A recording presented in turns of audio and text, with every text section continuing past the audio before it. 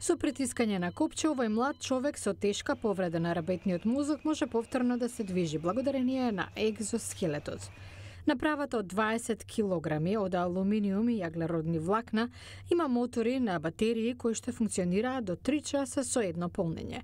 Пронаоѓачот Ву Ченг Ха од Институтот за истражување на индустриската технологија во Тајван го тестирал екзоскелетот врз 12 пациенти.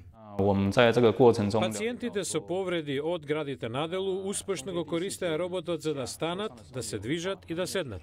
Со оглед дека движењето придонесува за вежба на мускулите, Ченг Ха вели дека пациентите стекнуваат дополнителна корист. При клиничкото тестирање проверивме густината на минералите во коските на пациентите и утврдивме дека таа се подобрила, што е добро за нивното здравје. Пронаоѓачот прогнозира дека екзоскелетот ќе стане достапен на пазарот до 2018-та. Носачите на багаж на аеродромот Ханеда во Токио пак наскоро ќе тестираат слична направа која што ја развива јапонската фирма Cyberdyne.